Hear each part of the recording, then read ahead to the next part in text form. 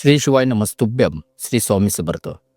बघतो, जर तुम्हाला कौल लावून काही तुमची समस्या बघायची असेल, जर तुम्हाला तुमची समस्या जाणून घ्यायची असेल, समस्या म्हणजेच की तुमच्या अंगात असलेल्या वाऱ्याविषयी समस्या असो, छड्या गोट्यांविषयींच्या समस्या असो, करणी भानामतीविषयी यांच्याविषयी शंका असो, अशा प्रकारची कुठली शंका जर तुम्हाला बघायची असेल, देवादिकांच्या विषयी जर तुम्हाला बघायचं असेल, कौल घेऊन बघायचं असेल, देवाला प्रसाद लावून बघायचं असेल, तर तुम्ही योग्य देवऋषाची निवड करणे खूप अत्यंत गरजेचं आहे.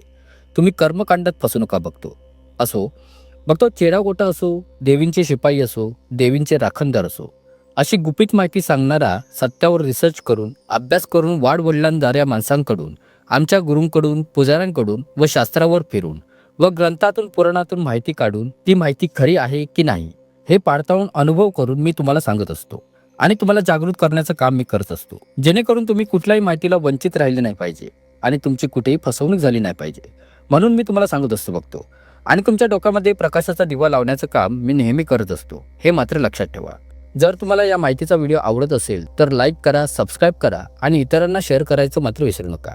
शेअर यासाठी करा बघतो, कारण ज्ञान दिल्याने ज्ञान वाढते, हे मात्र लक्षात ठेवा. यूट्यूब आज आहे उद्या नाही, सांगता येत नाही, पण ज्ञान एकदा घेतलेलं मात्र कधी मिटू शकत नसतं, हे तुम्ही लक्षात ठेवा. त्यासाठी व्हिडिओ जर तुम्हाला आवडला, जर तुम्हाला महत्त्वपूर्ण माहिती भेटली तर लिंक इतरांनाही तुम्ही शेअर करायचं मात्र विसरू नका. आजचा टॉपिक तुम्हाला आता कळलाच असेल. बघतो, अंगात वारे येते पण काही दिसत नाही, काहीच कळत नाही. काही जणांचे रेकॉर्डमेंट असे असतात, काही जणांचे मॅसेज असे असतात, तर काही जणांनी मला फोन लावून देखील हे विचारलेलं आहे की दादा, अंगात तर येतंय पण पुढचं मला काहीच दिसत नाही. असं वाटतं की नाचावं, नाचल्यानंतर असं वाटतं की कधी कधी मानपान दिलं आणि कधी देवी गेली तेच कळलं नाही मला. कधी कधी तर रडू येते, कधी कधी तर विचित्र वाटतंय, कधी कधी वाटते की मी स्वतःहूनच अशी विनाकारण करत आहे असं मला वाटतं. कधी कधी वाटतं माझ्या अंगात हा देवच प्रकार नाहीये, उगाच मी असे करत आहे. तर कधी कधी असं वाटतं की मला दवाखान्यातच जावं लागेल, पण दवाखान्यात गेल्यानंतर रिपोर्ट देखील माझे नॉर्मल आहे. मेडिटेशनच्या गोळ्या घेतल्या तरी पण मला काहीच फरक पडत नाही, काहीच नाही, काहीच नाही. काही लोकांचा रिक्वायरमेंट असते. काही लोक म्हणतात एवढं देवधर्म करते, जप करते, तप करते, ध्यान करते, तरी सुद्धा मला देवाचा साक्षात्कार नाही. वारं आल्यावर पुढचं मला काहीच दिसत नाही, असं काहींची रिक्वायरमेंट असते बघतो. काही जणांचे प्रश्न असे आहेत, ह्याच प्रश्नाचं उत्तर मी घेऊन आलेलो आहे बघतो. माहिती लक्ष देऊन ऐका, फारच सुंदर आहे. बघतो, का बरं तुम्हाला असं होत असेल ह्याचा तुम्ही कधी विचार केला आहे का? तर व्हिडिओ हा संपूर्णपणे बघा. संपूर्णपणे बघितल्यानंतरच तुम्हाला व्हिडिओ काय आहे व कशासाठी मी बोलत आहे, माझे शब्द काय आहेत हे तुम्हाला कळणार आहेत. त्याच्याचमुळे व्हिडिओ हा संपूर्णपणे बघा आणि आवडल्यास लाईक आणि सबस्क्राईब करा.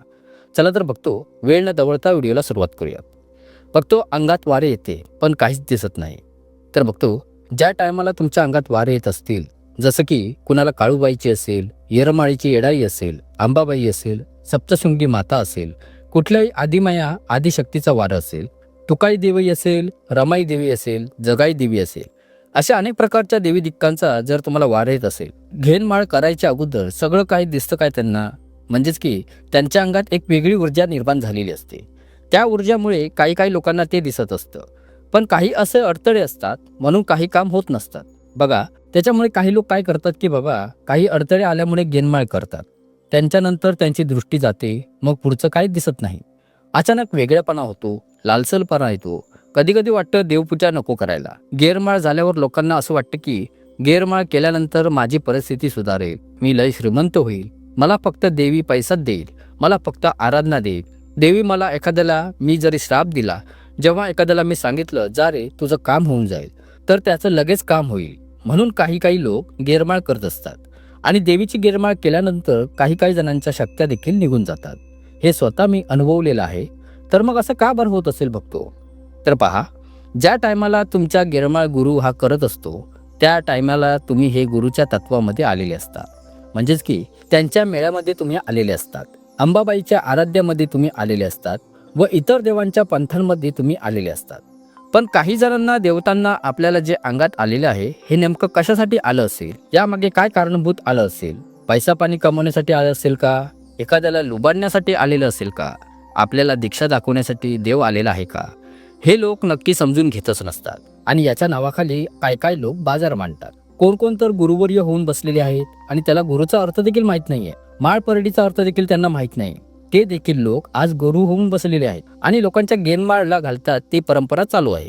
म्हणजेच की एका मॅटरला आपण सांगितलं, त्याला रस्ता दाखवला, त्याला हाडहाड केलं, चवचाव केलं, तो जातो, चारा खातो, येतो, घरी बसतो. तसंच काही लोकांची बुद्धी तशी झालेली आहे. म्हणजेच की गुरु आपल्याला ज्या मार्गाने दाखवतो, जसं जमाना चालेल त्या जमान्यामागे जातोय. पण एखादा ग्रंथ, एखादा पुराण, एखादं शास्त्र, एखादं विज्ञान किंवा एखादा मित्रांनो बायोग्राफी हे आपण कधी वाचली आहे का? तर नाही. देवाला कधी आपण समजून घेतलंच नाहीये. फक्त धन दौलतासाठी, पैसा पाण्यासाठी आपण देव घेत असतो. काय काय चांदीच्या मूर्त्या घेतात, काय काय पंचधातूच्या मूर्त्या घेतात, कोण कोण बाळ स्वरूपाच्या स्वरूपामध्ये घेत असतात, कोण लाकडी स्वरूपामध्ये घेत असतात, देवीची आराधना करत असतात. कारण आपण भोळेच आहोत. बघतो आपण भोळे आहेत, पण आपले विचार भोळे नसावेत हे मात्र लक्षात ठेवा. म्हणजेच आपण कर्माने भोळे राहावे, गरिबाला भाकर द्यावी, पाण्यामध्ये माशांना चारा द्यावा, गाईला चारा द्यावा, भुकेल्याला भूक जाणावे, असे आपण पवित्र, आपलं मन निर्मळ पाहिजे. बघतो तेव्हाच देवाचा साक्षात्कार खरा आपल्याला घडू शकतो. श्री कालीपुत्र कालीभक्त म्हणू शकतो. मी त्यांना श्री रामकृष्ण परमहंस यांची कधी बायोग्राफी वाचा, यांची कधी पुस्तकं वाचा, आध्यात्मिक काय आहे, देवीचा साक्षात्कार कसा करावा, देवीला नामस्मरण करून ध्यानामध्ये कसं लीन व्हावं, देवीचं या पुस्तकामध्ये सगळं काही माहिती दिलेली आहे. श्री रामकृष्ण परमहंस म्हणतात, तुमच्यामध्येच देव आहे, तुमच्यामध्येच राक्षस आहे, तुमच्यामध्येच सगळं आहे, पण त्यांना योग्य प्रमाणे बाहेर काढण्याचं काम हे तुमच्याच हातात असतं. जर तुम्ही वाईट मार्गाने गेलात तर तुमच्या हाती राक्षसमुख लागतो. जर ईश्वराच्या मार्गे तुम्ही गेले तर तुमच्या हाती ईश्वरच लागतो. मग येणाऱ्या काही अडथळ्या देखील असतात. त्या अडथळ्याला मागे सारून आपण पुढे गेले पाहिजे. या सृष्टीमध्ये आपण जगलं पाहिजे. देवामध्ये काय आहे ते आपण बघितलं पाहिजे. बघतो काही काही लोक म्हणतात, फक्त कर्मकांडामध्ये आपले लोक फसत चाललेले आहेत, किंवा अंगात वारं आलं की मला दृष्टीच नाहीये. बघतो धावजी पाटलाच्या अंगामध्ये कधी वारं येत होतं का? गोजीबाबा मांगीर साहेबांच्या अंगामध्ये कधी वारं येत होतं का? स्वतः स्वयंभू काळभैरवनाथांच्या अंगात कधी वारं येत होतं का? ते तर देवीरूपी अवतार होतं, त्यांचं तर सोडाच.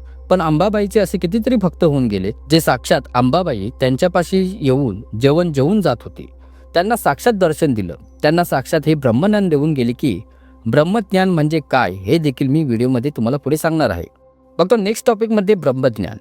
दिव्य देव कशात आहे हे सांगून गेलं आई जगदंबा. त्यांच्यासमोर येऊन जेवून गेले आणि असे भक्त देखील येऊन गेले. पण त्यांच्या अंगामध्ये कधी देवी आलेली तुम्ही ऐकलं आहे का? हा प्रश्न मी तुम्हाला विचारतो, तुमच्या आत्म्याला विचारतो. तर नाही. तर त्यांनी देवी अंगात यावं म्हणून कधी भक्ती केली नाही. बघतो त्यांनी पैसा पाणी भेटावा म्हणून कधी भक्ती केली नाही. तर त्यांनी भक्ती यासाठी केली की मला तुझा चमत्कार घडू दे, मी हा ध्येय घेतलेला आहे, मनुष्यरूपी माझा अवतार आहे, या अवताराला या आत्म्यासोबत मिलन होऊ दे. नेमकं मी या जगामध्ये जन्माला आलोय हे कशासाठी आलेलो आहे? मस्त पैसा पाणी कमावणारे असे देखील बघतो मनामध्ये विचार आहेत, तरी सुखी नाहीत. आजकाल काय होतं की हा 17 वर्षाचा झाला आणि त्या पोराला बीपी होतोय, डायबिटीस होतोय, हार्ट अटॅक येतोय. अहो, जन्माला यायच्या अगोदरच काही नसतंय. एखाद्याला डोळा नसतो, एखाद्याला हात नसतो, एखाद्याला पाय नसतो. हे झाले आपले कर्म. कर्मभूमीमध्ये आपण अडकलेलो आहोत, चक्रभूमीमध्ये आपण अडकलेलो आहोत. पण कधी देवा भक्तांच्या अंगामध्ये तुम्ही कधी आलेलं ऐकलं नसेल. अंगात येणं म्हणजे आईसाहेबांची बघतो वेगळी ऊर्जा येणे, तिच्या घरांची ऊर्जा येणे, साक्षात आई येणे हे नव्हे, साक्षात अंबाबाई येणे किंवा साक्षात काळूबाई येणे हे नव्हे. तर बघतो तुम्ही तिची भक्ती करावं, तिचा भक्त काय आहे, मी काय आहे हे जगाला सांगावं म्हणून तुमच्या अंगात वारं येत असतं. आणि तुम्हाला ते कळत नाही, कारण फक्त तुम्ही पैसा मागताय, लोभ मागताय, लोभ ठेवताय, स्वार्थ भावना ठेवताय. गुरुंकडे गेलं की माझी गेनमाळ झाली पाहिजे, माझ्याकडे पैसा आला पाहिजे, माझ्याकडे गाडी आली पाहिजे. आता तुमच्याकडे देव आला म्हणजेच की मीच देव झाले, काही काही लोकांना असं वाटू लागतं. बघतो तुमचा हे आत्मा जेव्हा तुम्ही शरीर टाकताय, तुमचा आत्मा कधी मरत नाही, तो अमरच आहे. बघतो तो भटकतच असतो. जर त्याला चांगली दिशा दिली तर तो बघतो 64 लाख योनी भटकण्यापेक्षा डायरेक्ट मानवी रूपामध्ये जातो. पण त्याला योग्य दिशा नाही भेटली तर मग तुमचे चक्रव्यूह चालूच आहे. मग माशाचा जन्म झाला, परत मुंगीचा जन्म झाला, परत मृत्यू. मग असं करत करत करत करत तुम्हाला हे मनुष्य अवतार भेटतो. आणि मनुष्य अवतार आपण घालतो कशाला? खऱ्या परमात्म्याला आपण बघत नाही, आपण कर्मकांडामध्ये फसत चाललेलो आहोत.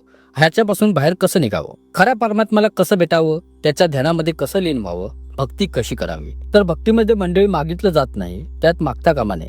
भक्तीमध्ये तुम्ही काही मागू नका. देणारी ती साक्षात देवी आहे, ती आदिमाया आदिशक्ती आहे. तिला काय पाहिजे काय नाही हे सर्व तिला माहिती आहे. ज्ञान पाहिजे, संस्कृत काय काय पाहिजे, पुस्तकी ज्ञान पाहिजे, आत्मविश्वास पाहिजे, काय दिसलं पाहिजे काय नाही, ब्रह्म कुठे आहे, काय देव कुठे आहे, हे सगळं सांगणारी ती आदिमाया आदिशक्ती येते.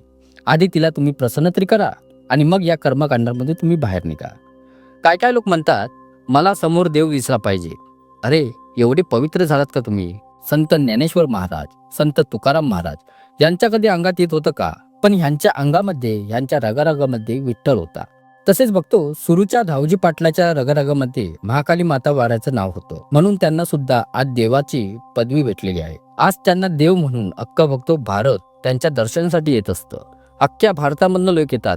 बंगालमध्ये गेला तरी बाबांची मूर्ती आहे. बंगालमध्ये विदेशी लोक देखील येतात, त्यांच्या चरणामध्ये झुकतात. आणि महाराष्ट्रामध्ये जितके बी आहेत तेवढे या बाबाच्या म्हणजे सुरूवाल्या बाबाच्या, स्मशानवाल्यांच्या बाबांच्या पाया पडतात. त्यांचे कर्म चांगले होते, त्यांनी खरा परमात्मा जाणला. तुम्ही खरा परमात्मा अजून जाणलेला नाही. अहो, गुरुतत्व राहिलेलं नाही. गुरुतत्व गुरूंना माहिती नाही की गुरु काय करतात. तर एखाद्या शिष्यांसोबत संभोग करतात, शिष्याला म्हणतात तू ह्या मार्गाने जा, शिष्यांसोबत झोपतात. असली देखील भाषा वापरतोय, कारण मी त्याच्याबद्दल सॉरी आहे, मला क्षमा घासावी. ज्यांचे मन दुखलं असेल तर मी क्षमाप्राप्ती आहे. पण असं हे किस्से घडत आहेत बघतो. अहो, गुरु व लाख लाख शिष्य झाले, पण खरं ज्ञान, खरा परमात्मा, खरी काळूबाई, खरी अंबाबाई, खरी सप्तशृंगी माता, खरी नवनाथ दत्तात्रय महाराज अजून कोणी दाखवू शकलेले नाही. फक्त हे करा ते करा, पैसा पाणी लुबाडायचं. बघतो नदी वाहत असते, नदी सगळीकडे नदी वाहून समुद्रामध्ये ती विलीन होऊन जाते. समुद्र किती मोठा आहे, अखंड आहे, पण कधी तुम्हाला समुद्रात कोणी पूर्णता दाखवला आहे का? तर नाही. बघतो तुम्ही भटकताय, तुम्ही कुठेतरी थांबलं पाहिजे. अहो, मस्त तुमच्याकडे गाडी आहे, जुमला आहे, बंगला आहे, पण तुम्ही खुश आहात का? तुमच्या मनाला एकदा विचारून तर पहा की मी देवाची पूजा करते, आराधना करते, सगळं काय करते का? पण मनातलं मी खुश आहे का? तर नाही. उद्याच्याच कोणी काय बोलेल की ह्याच्या चाडे लावते, मी कुणाचं काय बोलले की ह्याच्या चाडे लावते, पण माझा आत्मा हे स्थिर नाही. मग आत्म्याला कसं स्थिर करावं या परमात्माने सांगितलेलं आहे, या काळूबाईच्या रूपाने सांगितलेलं आहे. पण आम्ही ते घेतलं नाही. आम्ही जे काही नाही घ्यायचं ते आम्ही घेतलं, बरोबर ना? जे काही आम्ही घ्यायचं नाही ते आम्ही घेतलं आणि आम्ही फक्त देवाच्या नावाखाली ढोंग केला. तर मग जर तुमच्या अंगामध्ये वार येत असेल, बघतो माझ्या बंधू भगिनींनो, जर तुमच्या अंगामध्ये वार येत असेल आणि मग ते तुमच्या दृष्टीत दिसत नसेल तर नाराज होऊ नका, तुम्ही काहीच करू नका. जर तुम्हाला कोणी बांधलं असेल, शेवटी कर्मकांड हे जादू आहे एक प्रकारची.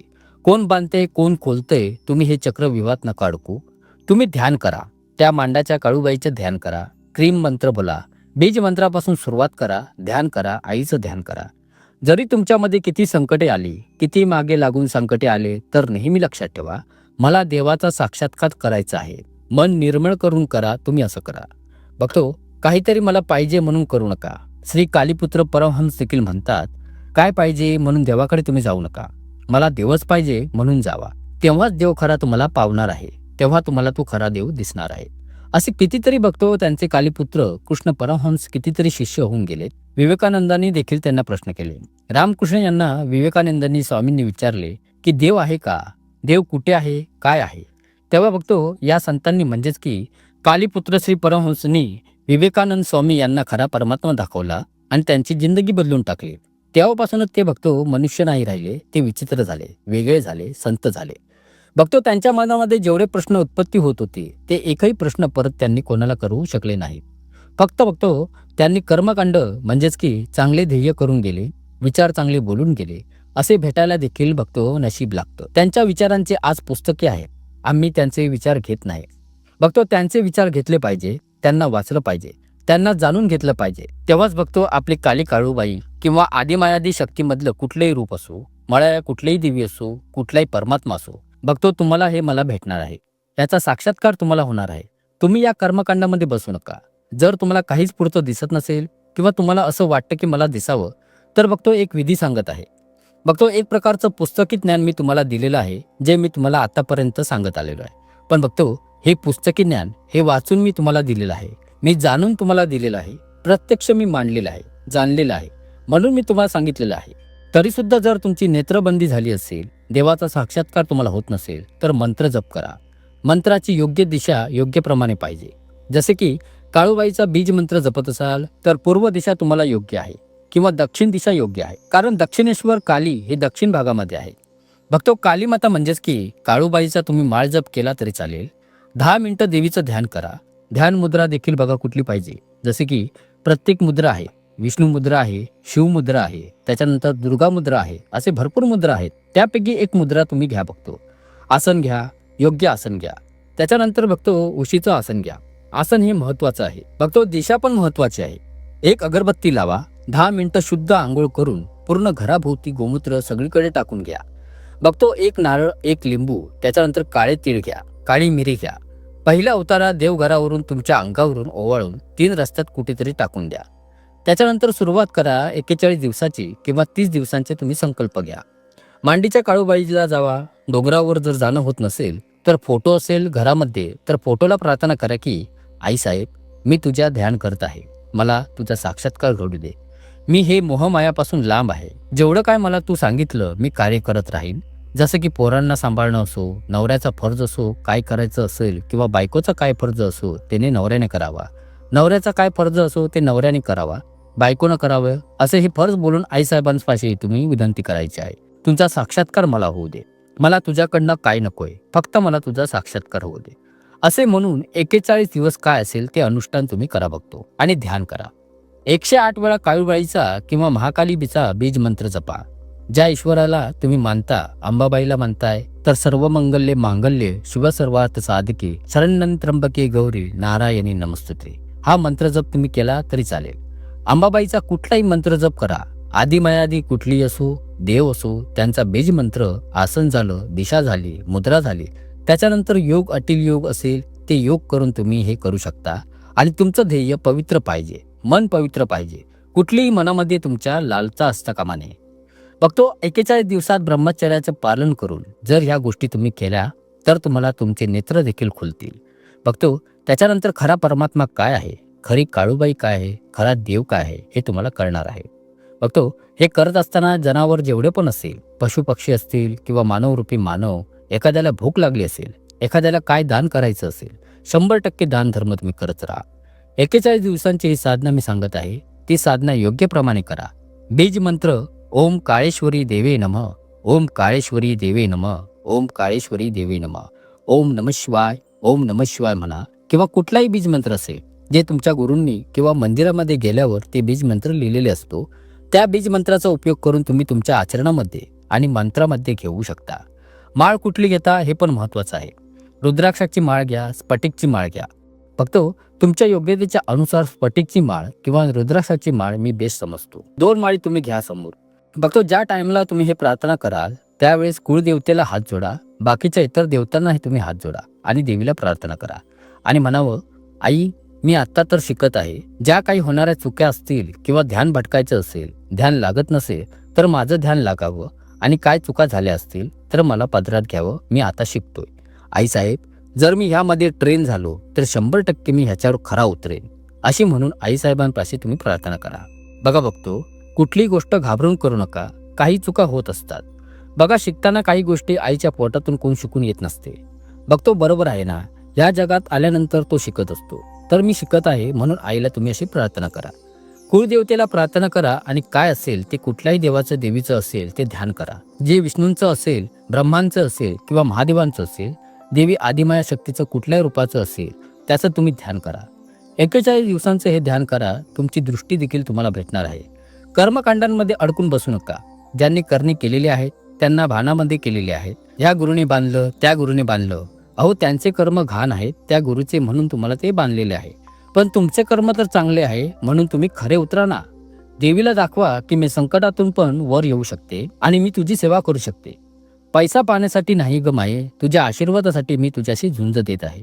हे मनामध्ये निर्णय घ्या, घर करा आणि त्या आत्म्यातून त्या आईसाहेबांना तुम्ही हाक मारा, बिना कुठलीही लालसा मनामध्ये ठेवता. बघा ते परमेश्वर तुमच्या हाकेला धावतो की नाही. बाकी सगळं काय बघतो ही सगळी मोहमाया आहे, जादू आहे एक प्रकारची. आज हा मित्र नाही बोलला की तो मित्र रागाला जाईल. हे मोहमाया सगळे तुम्ही नसेल तर तुम्हाला काय करायचं तर श्री परमहंस काले भक्त त्यांचे ग्रंथ वाचा, विवेकानंदांचे जे लिहिलेले बघतो काय असेल ती पुस्तकं वाचा, मेडिटेशनचे पुस्तकं वाचा, साधू संतांचे ज्ञानेश्वरी वाचा, तुकाराम महाराजांचे काही बोल असतील ते वाचा, सत्संग जॉईन करा, सत्संगासोबत तुम्ही फिरा आणि हे जग काय आहे ते तुम्ही समजून घ्या.